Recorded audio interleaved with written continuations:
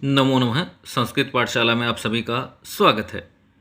संस्कृत पाठशाला में आज हम 7वीं कक्षा के छठे पाठ यानी रुचिरा भाग 2 से छठे पाठ सदाचार का अभ्यास करेंगे। आइए शुरू करते हैं। पहला प्रश्न है सर्वान श्लोकान सस्वरम गायत। सभी श्लोकों को सस्वर गाएं। ऐसा आपको करके देखना है।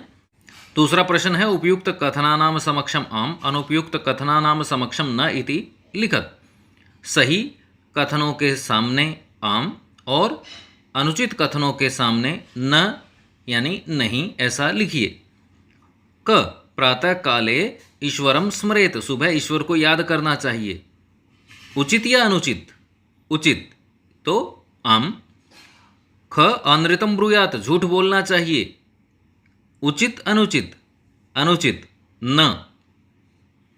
इसी तरह से ग में मनसा श्रेष्ठ जन्म सेवेत। मन से श्रेष्ठ लोगों की सेवा करनी चाहिए आम। घ मित्रेण कलहम कृत्वा जनः सुखी भवेत। मित्रों के साथ झगड़ा करके मनुष्य सुखी होता है न नहीं। ग श्वः कार्यम अद्य कुर्वीत। कल का काम आज करना चाहिए आम। हाँ, तो ये था हमारा पहला प्रश्न जिसमें हाँ और ना के माध्यम से उचित और अनुचित कथनों को वाक्यों को हमने पहचाना। तीसरा प्रश्न देखते हैं। एक पदेन उत्तरत। एक पद में उत्तर दीजिए। क न प्रतीक्षते। कौन प्रतीक्षा नहीं करता है? मृत्यु। मृत्यु। ख सत्यता कदा व्यवहारे स्यात्। सच कब व्यवहार में होनी चाहिए? सर्वदा, हमेशा। ग किम ब्रूयात्। क्या बोलना चाहिए? सत्यम, सच बोलना चाहिए। घ केन सह कलहम कृत्वा नरः सुखी न भवेत। किनके साथ झगड़ा करके मनुष्य सुखी नहीं होता? मित्रेण, मित्रों के साथ। अंग क महारिपु अस्माकं शरीरे तिष्ठति। कौन महान शत्रु हमारे शरीर में रहता है? आलस्यः। आलस्य नाम का महान शत्रु हमारे शरीर में रहता है। अगला प्रश्न देखिए। रेखांकित पदानि आधृत्य प्रश्न निर्माणम कुरुत। रेखांकित पदों को आधार बना करके प्रश्न का निर्माण कीजिए। क मृत्यु न प्रतीक्षते। मृत्यु यहाँ रेखांकित है। मृत्यु के स्थान पर प्रश्न निर्माण हमने करना है तो शब्द आएगा क न प्रतीक्षते। ख कलहम कृत्वा नरः दुखी भवति। कलहम रेखांकित शब्द है। झगड़ा करके मनुष्य दुखी होता है। कलहम के आधार पर आपको प्रश्न निर्माण करना है। कलहम के स्थान पर आ जाएगा किम। किम कृत्वा नरः दुखी भवति। क्या करके मनुष्य दुखी होता है? ग पित्रम कर्मणा सेवेत। पित्रम के स्थान पर कम का प्रयोग हो जाएगा। कम कर्मणा सेवेत। घ व्यवहारे मृदुता श्रेयसी। मृदुता के आधार पर बनाना है तो हो जाएगा व्यवहारे का श्रेयसी। और अंतिम प्रश्न है सर्वदा व्यवहारे ऋजुता विधेय। सर्वदा के स्थान पर कदा। कदा व्यवहारे ऋजुता विधेय। ये हमारा प्रश्न संख्या 4 हो गया। अब पांचवा प्रश्न देखिए। प्रश्न मध्ये त्रीणि क्रियापदानि सन्ति तानि प्रयुज्य सार्थक वाक्यानि रचयत। प्रश्न के बीच में 3 क्रियापद दिए हुए हैं। उनका प्रयोग करके सार्थक वाक्यों की रचना कीजिए। बीच में दिए हुए हैं, ये वृत्त दिया हुआ है जिसमें आप बीच में देख रहे हैं ब्रूयात, सेवेत, सयात। ये क्रियापद हैं 3 और इन सब का हमें प्रयोग करना है। कह देखते हैं। मनसा मातरम पित्रम च। मन से माता और पिता की, अब तीनों में से सेवेत, सेवा करनी चाहिए। इसी तरह से ख देखिए। सत्यम प्रियम च। सत्य और प्रिय, जी हाँ, ब्रूयात, बोलना चाहिए।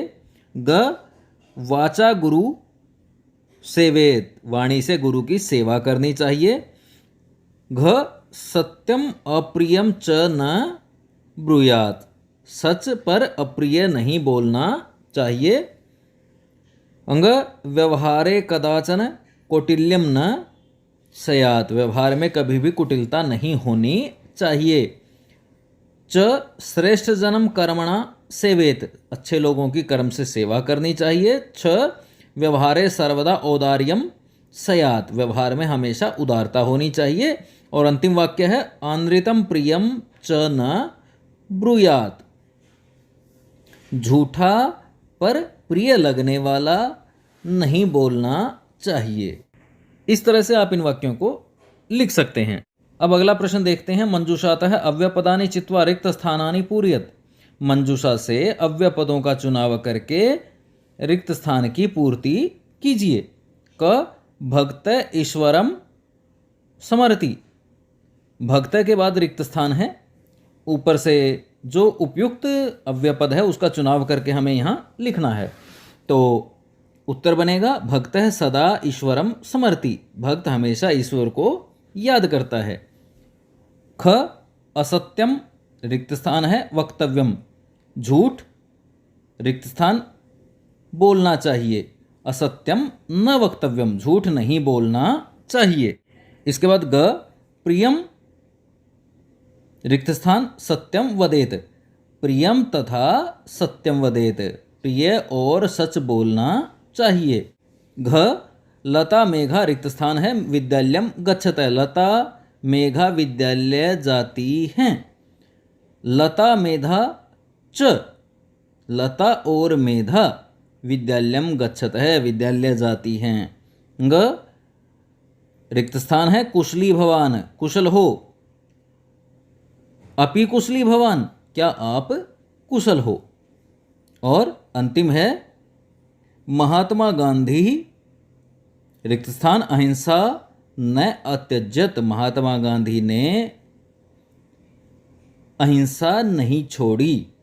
महात्मा गांधी कदाचन अहिंसाम न अत्यजत। महात्मा गांधी ने कभी अहिंसा नहीं छोड़ी।